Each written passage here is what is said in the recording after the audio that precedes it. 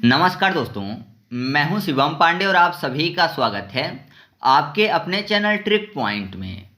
दोस्तों, हम लोग इस वीडियो में भारत के महत्वपूर्ण साहित्यिक पुरस्कार व सम्मान को विस्तार से पढ़ने वाले हैं।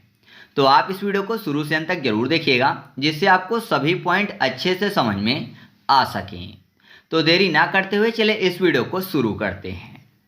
तो सबसे पहले बात कर लेते हैं ज्ञानपीठ संस्था के बारे में, जो कि ज्ञानपीठ पुरस्कार, मूर्ति देवी पुरस्कार, जनगरिमा मानव अलंकरण व नवलेखन पुरस्कार देता है। तो भारतीय ज्ञानपीठ संस्था जो है, इसकी स्थापना 1944 में साहू शांति प्रसाद जैन एवं रमा जैन द्वारा की गई थी और इसके द्वारा ही दिया जाता है ज्ञानपीठ पुरस्कार। तो सबसे पहला है ज्ञानपीठ पुरस्कार, जिसमें अगर राशि की बात करें, कितनी राशि दी जाती है विजेता को, तो दी जाती है 11 लाख रुपए। ज्ञानपीठ पुरस्कार की स्थापना 1961 में हुई थी और जो प्रथम पुरस्कार है वह जी शंकर कुरूप को 1965 में दिया गया था, जो कि मलयालम भाषा के साहित्यकार थे। हिंदी में प्रथम दिया गया था सुमित्रानंदन पंत को 1968 में चिदम्बरा के लिए। और अगर बात करें कि यह कितने भाषाओं के लिए दिया जाता है, तो यह दिया जाता है वर्तमान में भारतीय संविधान की 22 अनुसूचित भाषा प्लस अंग्रेजी में, मतलब 23 भाषाओं के लिए दिया जाता है। और आप याद रखिएगा कि 1982 तक किसी एक रचना हेतु इसको दिया जाता था और इसके बाद यानी 1982 से संपूर्ण साहित्यिक योगदान हेतु ज्ञानपीठ पुरस्कार दिया जाने लगा। मतलब पहले केवल एक रचना के लिए दी जाती थी, लेकिन 1982 से संपूर्ण साहित्यिक योगदान के लिए दिया जाने लगा।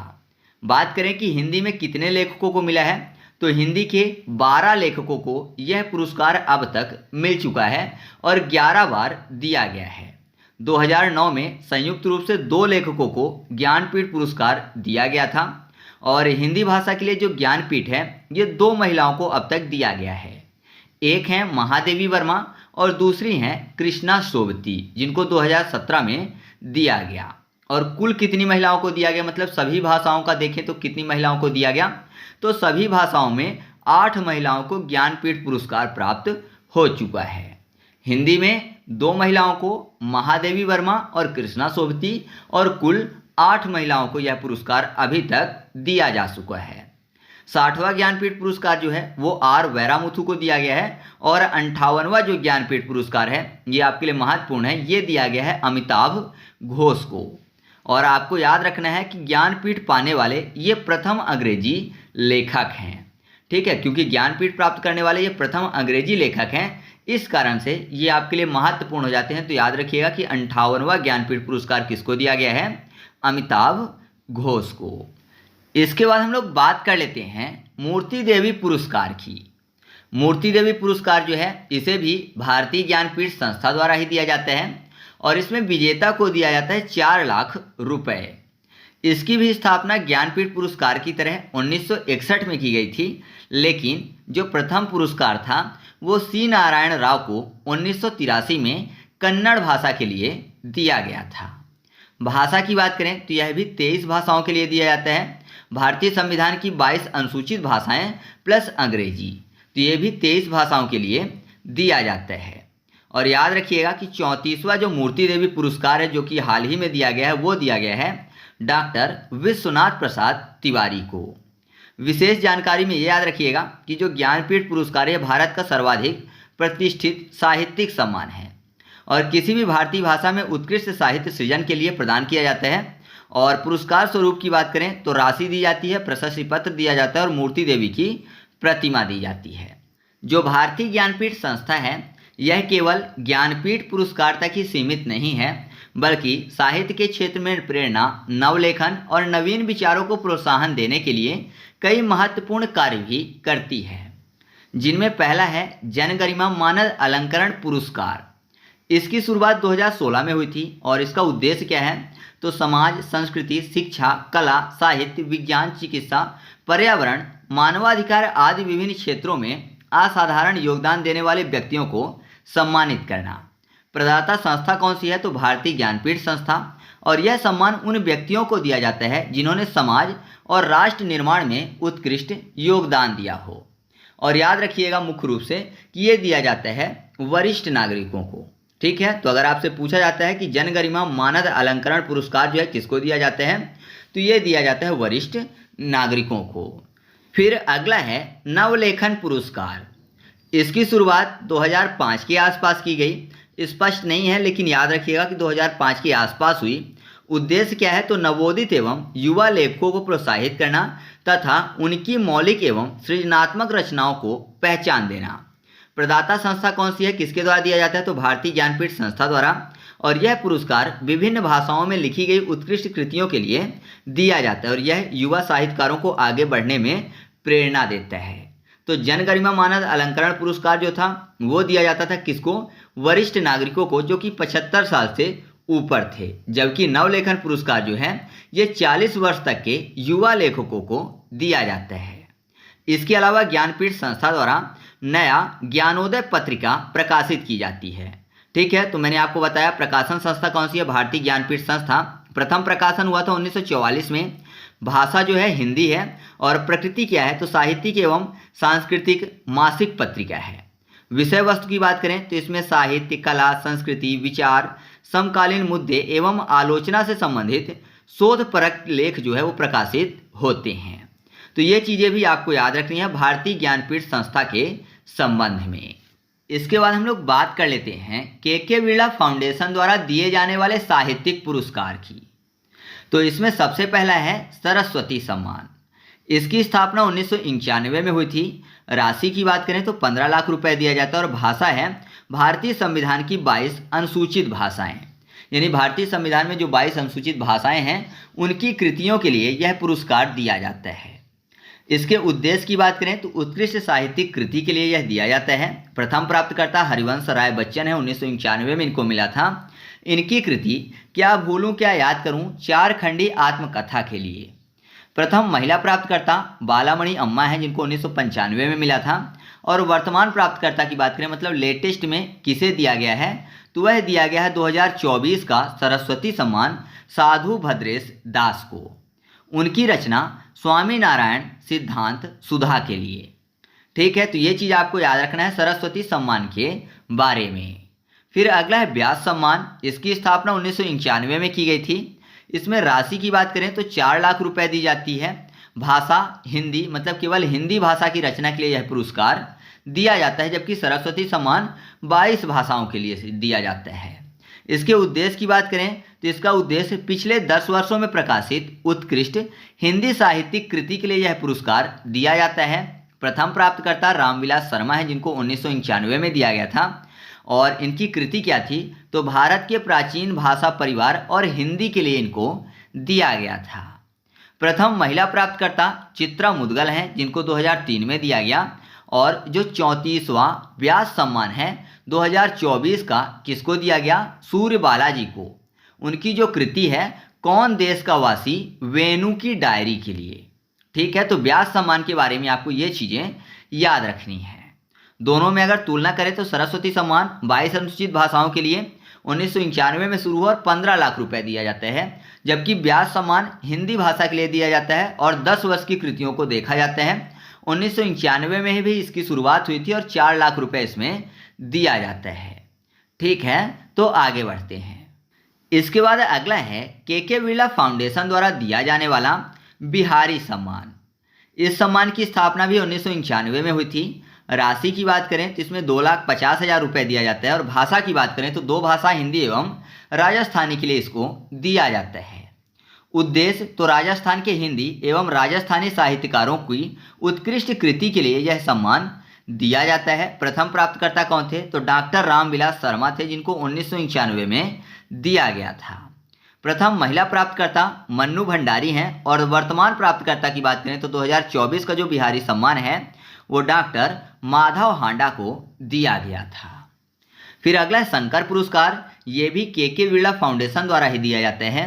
इसकी स्थापना 1991 में हुई थी। राशि की बात करें तो 1 लाख रुपए दिया जाता है। क्षेत्र की बात करें तो संस्कृत भाषा एवं साहित्य के लिए इसको दिया जाता है, मतलब केवल संस्कृत भाषा में जो रचनाएं होती हैं उसके लिए यह सम्मान दिया जाता है। उद्देश्य तो संस्कृत विद्वानों एवं साहित्यकारों को सम्मानित करना, इसका प्रमुख उद्देश्य है। और प्रथम प्राप्तकर्ता की बात करें तो डॉक्टर राजेंद्र मिश्र जो हैं, इनको 1991 में यह पुरस्कार दिया गया था। तो शंकर सम्मान के बारे में आपको ये चीज़ें याद रखनी है।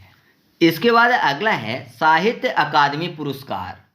इसकी स्थापना 1954 में हुई थी। और प्रदाता की बात करें मतलब किसके द्वारा दिया जाता है, तो यह दिया जाता है साहित्य अकादमी नई दिल्ली द्वारा।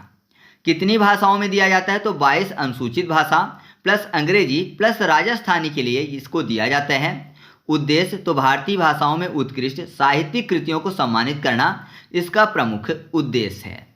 क्षेत्र आपको पता ही है कि भारतीय भाषाएं प्रत्येक भाषा के लिए अलग अलग दिया जाता है, मतलब जितनी भी भाषाएं हैं सबके लिए अलग अलग दिया जाता है। हिंदी के लिए अलग, अंग्रेजी के लिए अलग, है ना, सभी के लिए अलग अलग पुरस्कार दिया जाता है। राशि की बात करें तो इसमें 1 लाख रुपए दिया जाता है और यह एक वार्षिक पुरस्कार है। अगर बात करें कि पहला साहित्य अकादमी पुरस्कार हिंदी भाषा के लिए किसको दिया गया था, तो दिया गया था माखनलाल चतुर्वेदी को उनकी कृति हिमतरंगिणी के लिए 1955 में। और वर्तमान में नवीनतम हिंदी विजेता कौन है, तो 2025 के प्रासंगिक की बात करें तो विजेता हैं ममता कालिया जी। उनकी रचना है जीते जी इलाहाबाद, जो कि एक संस्मरण है। तो उनको दिया गया है 2025 का हिंदी के लिए साहित्य अकादमी पुरस्कार। विशेष की बात करें तो समकालीन समय में अनुभवों, समाज एवं स्त्री जीवन की सजीव अभिव्यक्ति इस रचना में ममता कालिया ने की थी। पुरस्कार के महत्व की बात करें तो भारत का सर्वोच्च साहित्यिक सम्मान है। यह विभिन्न भारतीय भाषाओं के लेखकों को उनकी उत्कृष्ट कृतियों के लिए प्रदान किया जाता है और इसमें साहित्यकार को राष्ट्रीय स्तर पर पहचान और सम्मान मिलता है। तो साहित्य अकादमी पुरस्कार के बारे में आपको ये चीज़ें याद रखनी है। और अगर आप चाहते हैं कि हिंदी भाषा में साहित्य अकादमी पुरस्कार किसको किस वर्ष मिला है, तो उसको मैंने ट्रिक के माध्यम से पहले ही याद करवा दिया है, जिसकी लिंक आपको कमेंट बॉक्स में पिन की हुई मिल जाएगी, तो आप वहां से उन वीडियो को देख सकते हैं। साहित्य अकादमी पुरस्कार के बारे में आप 3 पॉइंट और याद रखिएगा कि साहित्य अकादमी फेलोशिप पुरस्कार जो है उसकी शुरुआत 1968 में हुई थी। साहित्य अकादमी युवा पुरस्कार जो है उसकी स्थापना 2011 में हुई थी। और साहित्य अकादमी बाल साहित्य पुरस्कार जो है उसकी स्थापना हुई थी 2010 में। तो आप चाहें तो इन तीनों चीज़ों को भी याद रख सकते हैं। इसके बाद हम लोग बात कर लेते हैं सलाका सम्मान की। प्रदाता की बात करें तो हिंदी अकादमी दिल्ली यानी दिल्ली सरकार द्वारा इसको दिया जाता है। स्थापना 1986-87 में हुई थी। क्षेत्र की बात करें तो हिंदी साहित्य में आजीवन योगदान के लिए इसको दिया जाता है और इसमें राशि है 5 लाख रुपए। प्रथम प्राप्तकर्ता रामविलास शर्मा, जिनको 1986-87 का पुरस्कार दिया गया था। और प्रथम महिला प्राप्तकर्ता है महादेवी वर्मा। जबकि हालिया प्राप्तकर्ता की बात करें तो 2024-25 का जो सलाका सम्मान है वह दिया गया है मैत्रेयी पुष्पा को। फिर अगला है भारत भारती सम्मान। इसके प्रदाता की बात करें तो उत्तर प्रदेश हिंदी संस्थान द्वारा दिया जाता है। स्थापना 1991 में हुई थी। क्षेत्र हिंदी साहित्य में जीवन योगदान के लिए। राशि इसमें दी जाती है 8 लाख रुपए।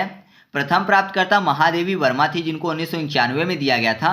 और प्रथम महिला प्राप्तकर्ता भी महादेवी वर्मा ही है ना, क्योंकि सबसे पहले महादेवी वर्मा को मिला जो कि एक महिला है। और हालिया प्राप्तकर्ता की बात करें तो 2024-25 का जो भारत भारती सम्मान है यह दिया गया है विनोद कुमार शुक्ल जी को। ठीक है, आगे बढ़ते हैं। इसके बाद हम लोग बात कर लेते हैं हिंदुस्तान अकादमी पुरस्कार की। प्रदाता की बात करें तो हिंदुस्तान अकादमी द्वारा दिया जाता है। स्थापना हुई थी 1927 में। मुख्यालय स्थित है प्रयागराज उत्तर प्रदेश में। क्षेत्र की बात करें तो हिंदी एवं भारतीय भाषाओं का साहित्य इसका महत्वपूर्ण क्षेत्र है।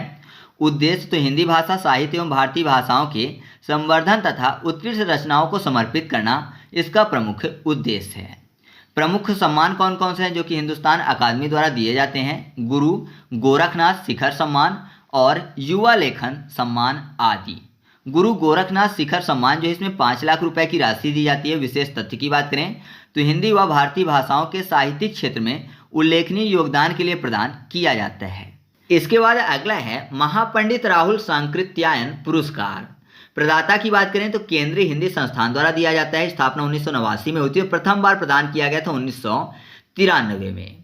क्षेत्र हिंदी यात्रा वृत्तांत के लिए दिया जाता है। उद्देश्य की बात करें तो हिंदी यात्रा साहित्य में उत्कृष्ट योगदान के लिए इसको सम्मानित किया जाता है। प्रथम प्राप्तकर्ता डॉक्टर कमला सांकृत्यायन है और साथ ही साथ डॉक्टर शांति सिंह राशि हैं, जिनको 1993 में दिया गया था।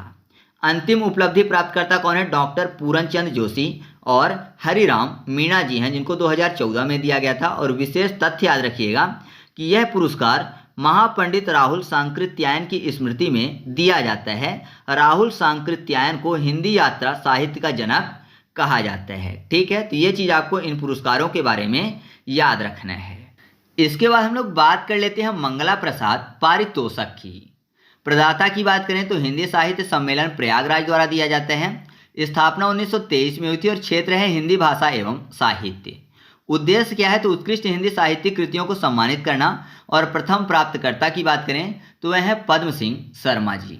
ठीक है, आपको कहीं कहीं मिल जाएगा रामचंद्र शुक्ल जी, तो आप देख लीजिएगा थोड़ा सा। लेकिन जितना मैंने रिसर्च किया है उसके अनुसार मंगला प्रसाद पारितोषक जो है ये दिया गया है सबसे पहले पद्म सिंह शर्मा जी को।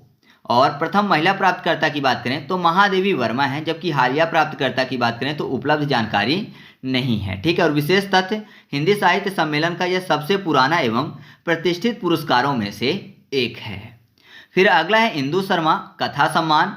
प्रदाता की बात करें तो कथा यूके द्वारा दिया जाता है। स्थापना 1995 में हुई थी। संस्थापक हैं तेजेंद्र शर्मा। क्षेत्र हिंदी कथा साहित्य यानी कहानी के क्षेत्र में दिया जाता है। उद्देश्य युवा एवं उभरते हिंदी कथाकारों को प्रोत्साहित करना।